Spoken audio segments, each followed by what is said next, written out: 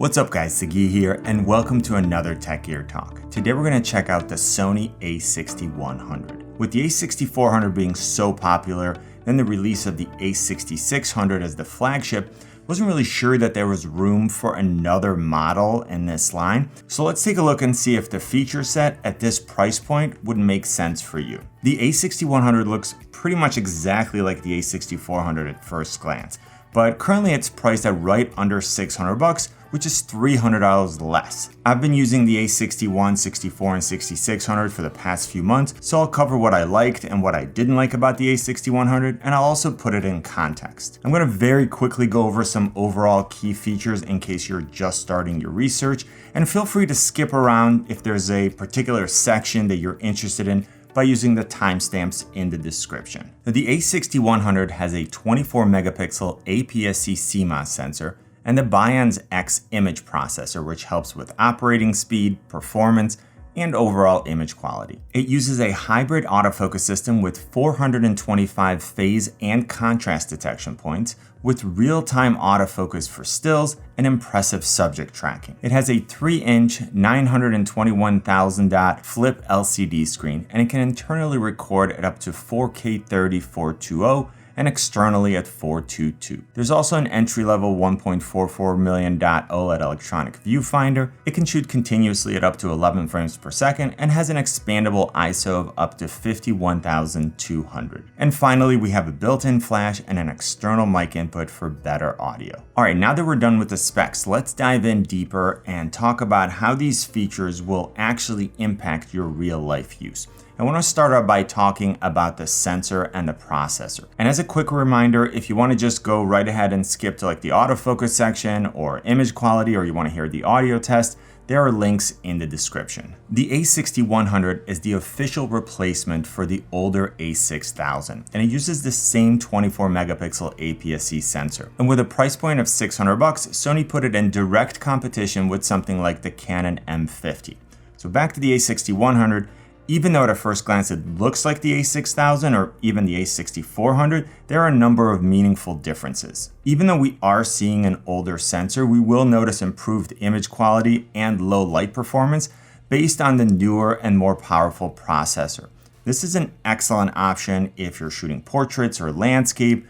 If you pair with a small lens, it's a really good option for street photography, or even if you're looking for a great travel camera to take with you. And honestly, at this price point, it might be the best sports camera that you can get because of the super impressive autofocus feature and the relatively fast burst shooting that I'll discuss later on in the video. The stills image quality, at least as far as JPEGs, is noticeably better than what I got with the A6000. Overall, just like with the A6400, I think it's a very pleasing image, and I like the color processing and the improved low light performance. The Sony color is something that some people like, some people don't like. It always comes up in the comment section, so I'm just bringing it up. It seems to have a little bit of a greenish tint to it, and I normally just adjust it in post if I feel like that's needed. And again, there's no question that there's an improvement over what I was getting from the A6000. Now, as I mentioned earlier, even though the sensor is the same as what we saw in the A6000, the newer and more powerful processor gives the camera some distinct advantages. Sony didn't use an identical chip to the very professional and much more expensive A9, but it did use a derivation of that chip. In addition to the outstanding autofocus, which I'll discuss later on in that section,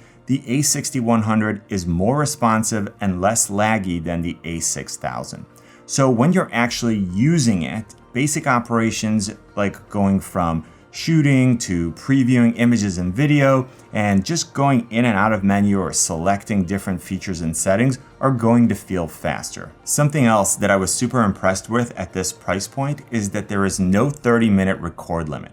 And this is the same as what we see on the A64 and the A6600, but I wasn't sure if Sony was going to use that feature to further separate the cameras. And not having this limit allows for continuous shooting of longer clips, and it removes the hassle of having to keep track of your current clip then make sure that you're not reaching the 30-minute mark and having your camera turn off automatically and stop recording. So if you're using this for YouTube, or you want to shoot longer interviews, or you're recording events, that's a feature that you're really going to like. So for example, one of my cousins has her own channel and she's an artist. So she may be drawing or painting for 2 hours, and she just picked up one of these and can now record continuously for 2 hours, and then either speed things up in a time lapse or just pick the segments that she likes. And I'll link to her channel in the description if you want to go check it out. And I just brought up video, and Sony is definitely pushing this camera for entry-level creators, and it performed really well for me both in 1080p and in 4K in terms of image quality. I'm going to talk about this more when we get to the image quality section, but the A6100 is going to give you beautiful crisp 4K video with improved color science over what we saw from older models. I'm working on 2 follow-up tutorials that have to do with my video settings for the A6100 and low light shooting. And just like with my A7 III and A6400, once you take a few minutes and set up all the buttons to do exactly what you want them to do, you're good to go moving forward. And if you have anything specific that you want me to cover in those follow-up tutorials, just let me know in the comment section below. Now back to the sensor. For photography, I can shoot at up to 11 frames per second in burst or continuous shooting mode. And so that means that I can just hold down the button and the camera will just keep firing.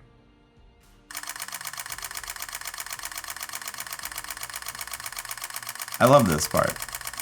And this is a great feature if you want to photograph your kids running around, if you're at sporting events, if you want to capture your pets while they're running, or anytime you're shooting any fast-moving subject. I have a dedicated autofocus section coming up, but I'm just going to tell you that the autofocus while continuous shooting was amazingly fast and accurate, and it's probably the best autofocus that I've seen for the price. All right, let's move on. And I say this a lot, but one of the most important things for me with any tool that I use is ergonomics. And that's in terms of both handling and the user interface. And it's something that I think is overlooked by a lot of people when they shop for a camera, because they tend to focus on the specs of the camera, but not the actual user experience. And the A6100 is definitely on the smaller size when it comes to Sony mirrorless cameras. And that's of course by design. Now, as technology advances, manufacturers are able to make certain components smaller. I always think it's important to strike a balance between performance, ergonomics, and portability. Now, the grip, while smaller than what we see on the A6600, is pretty much identical to what we see on the A6400 and is still comfortable to hold. It's much more comfortable than the M50 or the Fuji X-T30. So for my hand, I can get all 3 fingers on the right side when my index finger is on the shutter, and my pinky doesn't go under the camera. I know it's kind of funny, that's not something that would bother me, but I get a ton of questions about this in the comment section, so I always like to mention it. The body has a polycarbonate chassis, and the buttons and dials are not weather sealed. So please don't use it in situations where it might get super dusty or wet. Now, like the A6400, it uses the NP-FW50 battery, but it's rated for 420 shots, which is actually a few more than what we get on the A6400. I always get more shots than the SEPA ratings, and I think for an entry-level camera, that's a pretty good number of shots. As usual, Sony does not include a charger, which always annoys me, especially when the battery ratings are on the lower end, and I'm likely to purchase extra batteries. Now, if you plan on getting extra batteries, you'll need to buy a charger, or you'll have to remove the one that's in camera in order to charge the other one. What's nice is that you can still use the A6100 while it's being charged, and Sony does include a plug for the micro USB cable. Sony, please stop using micro USB cables and start using USB-C. This camera was released in August of 2019, I think, and it's time. Now, when we couple the ability of using this camera while it's plugged in with the fact that there is no recording time limit, this makes this camera an awesome option for long video sessions and for live streaming. As far as buttons and dials, I'm happy with what we get with the A6100 for the price. We've got 2 functional dials, one for aperture and one for shutter speed, and we still have C1 and C2 buttons, which you can customize. It's a very similar layout to what we see with the A6400, with one exception, which I'll discuss in the comparison. I think that if you're buying a camera and you're just using it with the default factory settings, you're really missing out. Part of what you get when you're buying a nice camera is the ability to customize it to work better for exactly how you shoot. And I think the A6100 provides a really good balance of customization without going overboard to where it would get overwhelming. And I have a follow-up video where I'll show you exactly how I set up the A6100. I recommend that you check it out when it's published, and even if you don't end up doing things exactly the way that I do,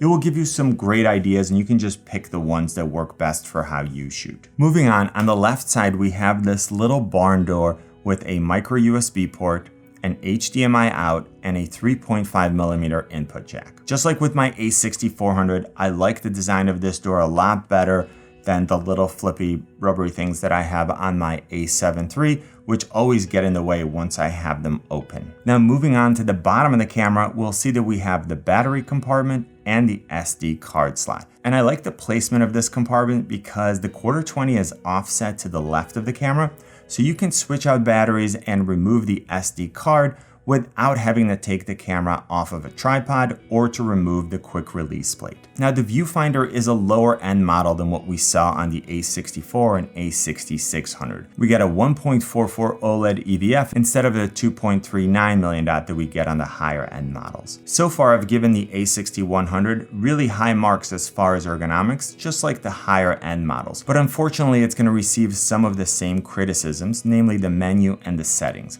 Now I'm more familiar with the system because of my A7 III and the A6400, but for a beginner, which is who this camera is really targeted at, the menu system could easily become overwhelming. And I would stress it here more so than with something like the A6600 because I expect a more experienced user to purchase the flagship model. Now the menu system is not the end of the world like some people treat it, but it's just not a strength for Sony. I said it in my other videos, but it's not the menu design that I find problematic. It's actually really easy to use. It's split into categories that make sense. You can clearly see what page you're on and you can navigate to the top level and then move between categories without having to scroll through every single page. So Sony did a good job with that part. The issue is that it seems disorganized, which could definitely be confusing for beginners. The features and settings just aren't where I would expect them to be, and they're not sorted in an order that really makes sense to me based on importance. I want to reiterate that from an actual usability standpoint,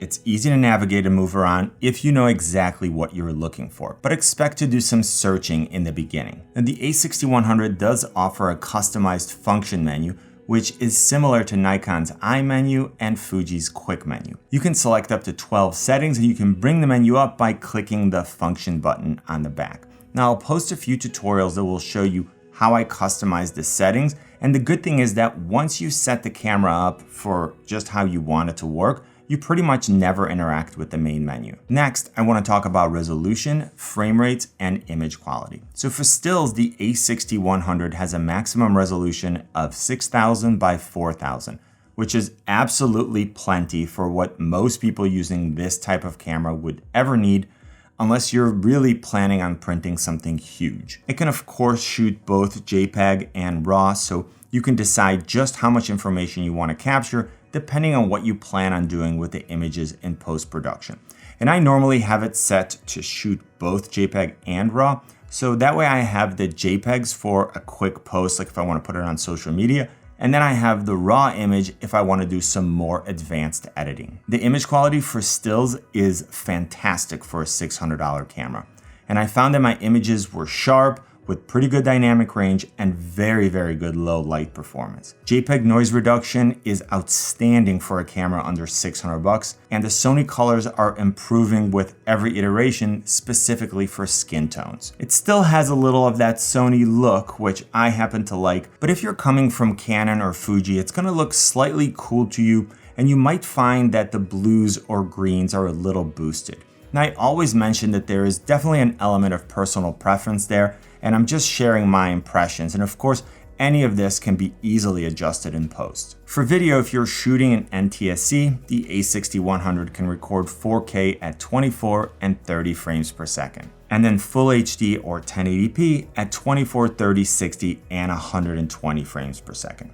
In PAL, you can shoot 4K at 25 and Full HD at 2550 and 100 frames per second. Now we can record internally at up to 4K 30 420 8-bit, and then externally 4K 30 422 8-bit using the clean HDMI out, and both at 100 megabits per second. Now I don't expect a lot of users of this entry-level model to record externally, but it is a super powerful option at this price point.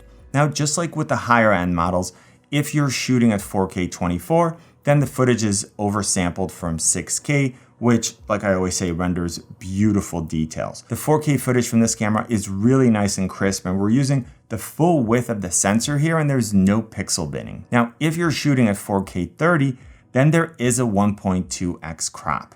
Now, depending on how much of a pixel peeper you're gonna be, you might notice a very slight difference in quality between the 4K 24 and the 4K 30. But honestly, the 4K coming out of this camera is so good that I never really think about that. Now going to 1080p, as I mentioned, we have even more options. We can shoot at 24, 30, 60, and 120 frames per second. Now you'll see that 30 and 60 offer two different bit rates. So always choose the higher one in order to get the best quality. Now the quality of the full HD or 1080p naturally is not as good as the 4K, but if you want the best 1080p that you can get out of this camera, you can still shoot in 4K and then downscale it later on in post-production. Now you'll definitely see sharper footage and more detail if you choose to go in that route, but of course you'll have to deal with larger files and a need for additional processing power. Now let's get to 120 frames per second, which is one of my favorite things about using Sony cameras. I mean, if you watched any of my reviews, you probably know that I love slow motion. And as expected, I love the slow motion footage that I'm getting at 120 frames per second with 100 megabits per second. And the autofocus works really well, and I'm really happy with the overall quality of the footage. I'll talk more about this in the autofocus section next, but I do want to mention that subject tracking and face detection does not work when you're using 120 frames per second. Now there's also a video option up on the mode dial that's called S&Q, which, if you're not familiar with it, lets you select a frame rate ranging from somewhere between 1 frame per second all the way to 120 frames per second. And what the camera will do is it will take that and then either speed it up or slow it down to 24 or 30 frames per second. So if you're shooting in S&Q 120 frames per second, and then you watch the clip in the camera or on your computer, it's already slowed down. So it's already in slow motion versus shooting in 1080p 120 frames per second, which you need to slow down using a video editor. Now you can also use this feature to shoot a fairly limited time lapse, meaning that the slowest you can go is 1 frame per second. Now if you want more control, then Sony released the A6100 with interval shooting built in. This lets you have full control over your time lapse. You can drag your shutter, add as much motion blur as you want, and get just the results that you're looking for. One thing I want to mention here is that the A6100 does not have picture profiles like what we see on the A64 and A6600. This means that you don't have options like S-Log2, S-Log3, and HLG, which offer improved dynamic range. Again, for an entry-level model, I don't expect the user to want to do a lot of color grading and color correcting, and this is definitely a significant way Sony chose to help segment this line of cameras. And finally, because we have a clean HDMI out, the A6100 would be a fantastic option for live streaming with continuous autofocus and face detection. You're gonna get super crisp video and you'll always be in focus. Before I move on, if you like what you've seen so far, please let me know by giving this video a thumbs up. It really helps me know what kind of content you guys like so that I can create more of it. And if this is your first time here, go ahead and hit the subscribe and notification button so you can stay up to date with the later gear reviews and tutorials. All right, and that transitions us nicely into talking about the autofocus. One of the reasons why I was hesitant to use Sony cameras in the past, which included the A6000, 6300, and 6500, is that I didn't always have the best experience when it comes to continuous autofocus for video. For stills, the autofocus was good, but for video, continuous autofocus would hunt and was inconsistent even in good light. But the A7 III was the first Sony camera that I tried where I was super impressed with the autofocus system, and I immediately bought it. Now, very quickly after that, I picked up the A6400, which had arguably the best autofocus system that you can get for the price. And now the A6100 probably takes that crown. It uses the same 425 phase and contrast detection points, which cover about 84% of the sensor. For stills, the autofocus is extremely fast, and this was when I was using Sony lenses, third-party lenses, and adapted lenses from Canon and Sigma using the Sigma MC11 adapter. Now, if I'm shooting something other than portraits, then I'm mostly in autofocus continuous in flexible mode, and I use the center button on the back to activate the feature, and then the directional pad to move the focus point around and relocate it. Now, when I am shooting portraits, the real-time eye autofocus is spot on accurate, and just like what we saw with the A64 and A6600. I still haven't seen any other brand be able to compete with Sony for that feature. Now, other brands like Canon, Fuji, and Nikon are getting really close, but I think Sony still has the edge here. Now, having said that, that minor advantage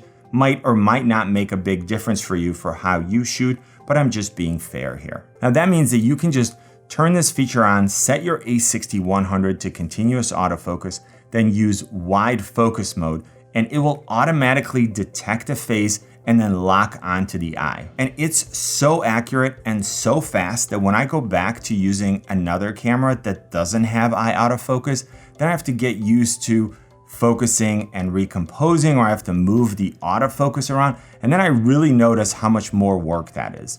And I love being able to completely rely on that feature, and it frees me up to interact with my subject and then focus on things like lighting and composition. Now, in addition to human eye detection, we also have animal eye autofocus, which I love because I take a lot of pictures of my dog, and traditional zone-based autofocus modes usually focus on their nose because it's closer to the camera, and that means that their eyes are out of focus. And finally, we also have subject tracking for photography. So we can just click on any subject on the screen and the camera will track it and then continue to focus on it even as it moves through the frame. Moving on to video, the continuous autofocus system works really well, and it's great to have accurate and consistent face tracking. As soon as the face enters the frame, the system just picks it right up and keeps it in focus. And it's good enough to where I don't even really think about it anymore. I just know that it's working. We still have the same limitation that we saw on the A64 and 6600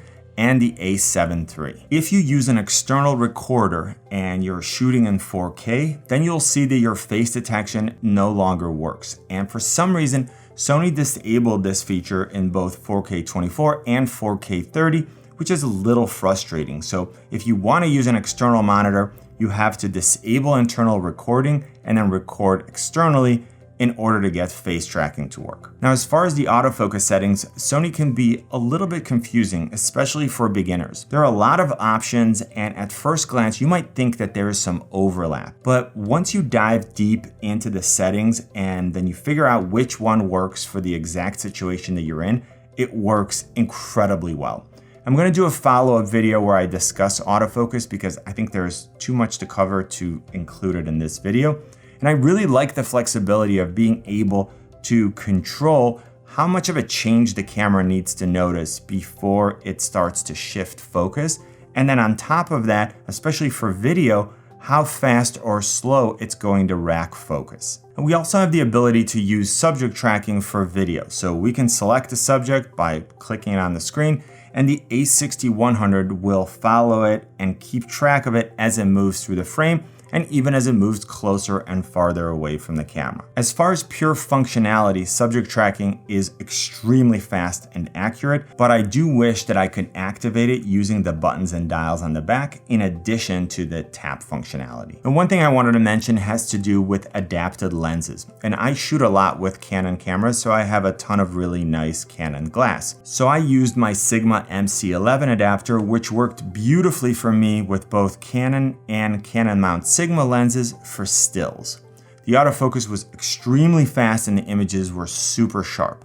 So if you have Canon or Sigma lenses and you're a photographer, 100% you should buy the MC11. You'll be really happy with it. For video, only the Sigma lenses were able to use continuous autofocus when using the MC11. None of my L series Canon lenses would even work at all with continuous autofocus. They would never find focus, and I had to use manual focus.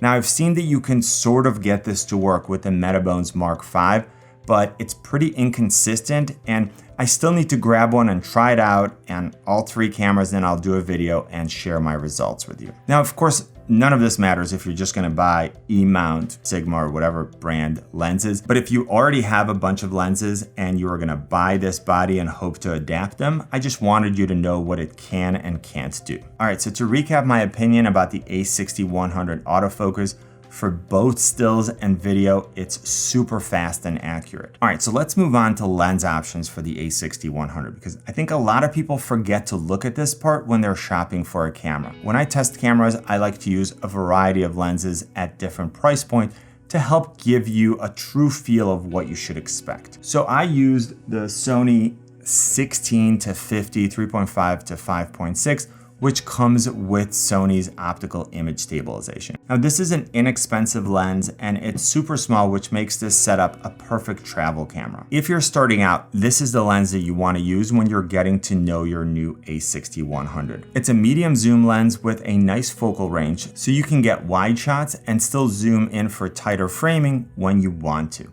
I have a video dedicated to first lenses, and I'll link to it up in the corner and in the description. Now, this lens is not going to compete with the Sony GM lenses, my Canon L series lenses, or the Sigma Art lenses, but for the price, it did really well. Now, most people using the A6100 are very likely to stick to APS-C lenses from Sony, and it's nice to see that Sony has a really nice lineup of lenses. What's even better is that there are some really nice third-party options, and probably my favorite right now is the Sigma 16 f1.4. This is an awesome vlogging lens to pair with the A6100. It's an f1.4, so you get that really great shallow depth of field, and it's excellent in low light. Now, unlike the kit lens, there is no optical image stabilization, so you'll want to be a little more aware of how you carry the camera. There are some other great options out there, of course, and I'll put some links in the description to some of my favorite lenses for different types of shooting. Next, let's talk a little about the screen. And just like on the A6400, we have a 3-inch flip touchscreenish LCD, so when you're shooting from the hip or anytime when you're above the camera, you can just tilt this screen up. When the camera is above you, like if you're shooting over a group of people, you can just tilt it down, and then you can flip the screen to face the front with this multi-joint contraption like the one we saw on the A6400 when you're in front of the camera. Now, it's not the most elegant implementation, and I still prefer smoother flip screens like what we saw on the RX100 Mark VII or on the Canon M6 Mark II, but the functionality is there. Now, ultimately, my personal favorite design is still a fully articulating touchscreen because of the versatility that it offers for the different ways that I use the camera. But this flip screen does offer a more compact design that I know some people prefer. Now, other than ergonomics, you're also going to run into an issue when you're shooting video and you're trying to use an external microphone mounted to the hot shoe, because you'll see that the microphone actually blocks the screen. Now, luckily, there are some cages and brackets that I use to offer alternative mounting options. I used this one from UURig, which worked great for me, and it allowed me to mount the microphone without obstructing the screen and then still have a fairly compact setup. Now, I'll put links in the description to this one and some other options because I definitely recommending picking at least one of those up if you shoot video. Now, next, let's get to the touchscreen-ish LCD, and I say that because it is technically a touchscreen. You can use it to set focus or to select a subject for tracking, but that's it. You can't control the menu, you can't change settings, and you can't use the quick menu. Again, I'm not sure why Sony continues to do this. The screen is obviously a touchscreen. It's capable of detecting touch, and it seems like menu navigation and feature selections would have been included as well. Now, as far as the actual quality of the image on the LCD, it's pretty good and it worked well for me both indoor and in pretty bright situations. If it was super bright out, I just used the EVF. Okay, moving on, I also want to talk about some other features that the A6100 has that could help you make a buying decision. First, I want to talk about image stabilization. So Just like with the A6400, the A6100 does not have in-body image stabilization, so you'll need to rely on lens-based OSS. Now, this is one of the defining advantages of the A6600 and part of the reason for the higher price point. But honestly, it's not something that I expect in a $600 camera with all the features that we're already getting. Next, I want to talk about time-lapse or interval shooting, and I mentioned it briefly earlier in the video, but just like with the A6400 and the A6600, the 6100 was released with interval shooting built in. And this means that you have full control over your time-lapse in terms of exposure, interval, and the number of shots. And you simply need to process these images in post-production to get a time-lapse. Now, the next thing I want to talk about is the Imaging Edge app. And first of all, it's super easy to connect. So you just go to Network, you go to Page 1, Control with Smartphone, make sure that's turned on. Then click on Connection, which will bring up the QR code. Just click on the option in the app to scan the QR code, scan it, and it will ask you if you want to join the connection. That's it. That's all you need to do. You can control shooting mode, shutter speed, aperture, ISO, and white balance for both photography and video, which is great. For stills, you can also control things like the self timer, there are continuous shooting settings, and there are also some flash options.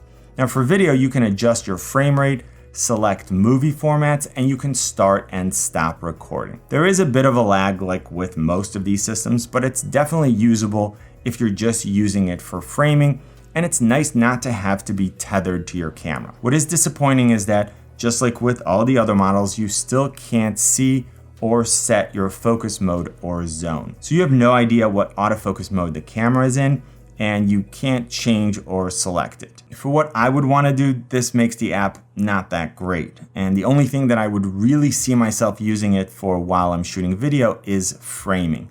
Now for photography, I could use it when I'm doing macro photography. That way I'm manually focusing anyways, and I can use the app to trigger the shutter without having to touch the camera and potentially introducing some camera shake. Now, one thing that was a little frustrating is that if you connect to the camera for remote control, but then you want to do file transfer, you have to disconnect from the camera, go to a different feature in the menu, reconnect to the camera, and then it will work. Like I said in some of my other Sony videos, I think they need to do a little better here. Like fix the autofocus part and then combine the functionalities so that we only need to connect the camera once, then just make that available for all your cameras and you're all set. And of course, I know not everyone is going to use both features regardless, but I'm just sharing my experience with you. Next, I want to talk about audio functions, which were very good at this price point. On the left side, we see a 3.5mm mic input, which allows us to connect an external microphone and get much better audio quality than we would get if we were using the built-in microphone. So here I am recording using the built-in microphone on the A6100. I'm sitting about 3 feet away from the camera in a pretty well-treated room, and it's very quiet. So this should give you an idea of the type of audio you should expect if you're using the built-in microphone in a fairly well-treated room. And now I'm using the A6100 with the Rode VideoMic Pro Plus. It's positioned right over here, right out of frame. It's probably about 1 foot to 1.5 feet away from me. And what's nice is that I'm letting the microphone amplify the sound. I'm using the plus 20 dB settings, and that way I can turn the gain on the A6100 all the way down, and hopefully you can hear the difference and it's much cleaner audio. I'll put some links in the description to a few options that I think would pair up well with the A6100, as well as a microphone comparison video that I did to help you choose. Now, I love the fact that Sony is displaying the audio levels on the screen before and while you're recording. And that means that you don't have to go into the main menu in order to check or set audio levels like you have to do with some other cameras. I was also really happy to see that you can adjust the audio levels while you're recording. So you can bring up the function menu as long as you assigned audio levels as one of the features, which is what I do in my custom setup. And then while you're recording, you can just use the directional pad to make adjustments and you don't have to stop recording. And if you haven't used this type of setup for video, that is something that can be frustrating and something that I really didn't like about the Canon M50 and the M6 Mark II. One more thing that I wanted to mention is that Sony included a built-in flash just like with the A6400. I don't know how loud that was. but this is a feature that was removed on the A6600, but it's nice to have. It's not a super powerful flash, but you could definitely use it as a fill flash and in mid to low light situations. Okay, so I think the A6100 is an outstanding option if you're looking for a small and portable but super powerful entry-level camera that will give you great results for both photography and video. As long as you don't need picture profiles, image stabilization, or weatherproofing, this is an outstanding value. Now for photography, the 24 megapixel APS-C sensor gave me very good image quality, the autofocus is incredibly fast and accurate, and the low light performance is very hard to beat for the price. We have real-time autofocus for people and animals, and we also have advanced subject tracking. For video, the autofocus is definitely improved over what we got from the A6000, and I think this is the best autofocus system that you can get for the price. We have plenty of custom buttons and dials, and with customizing the function menu, I can set the A6100 to function exactly how I want it to, so I don't have to go into the main menu very much. For an entry-level camera, I love having two dials, one for aperture and one for shutter speed, and I'm glad that Sony included a built-in flash. I get incredibly sharp and detailed 4K at up to 30 frames per second, and Full HD or 1080p at up to 120 frames per second for slow motion. I like that we have a flip screen with some touch functionality, the ability to use an external microphone, and being able to adjust audio levels on the fly. Remote functionality using the app is not ideal, but we do have a built-in intervalometer, which I absolutely love. Now the camera alone sells for right under $600, and I think it's a very good value if you're looking to get into the Sony ecosystem with a powerful and very capable entry-level model. I'll put links in the description to the body as well as some of the lenses and accessories that I like, because there are always specials and discounts, and those links will automatically be updated with the lowest pricing. I really hope that I was able to give you a good overview of the Sony A6100. If I did, please let me know by giving this video a thumbs up, tweet it, share it, and if you haven't yet, join the community by hitting the subscribe and notification buttons. You can always find me on Instagram, Twitter, and Facebook at Tech Gear Talk. You know what I always say, buy it nice or buy it twice. Good luck and see you soon.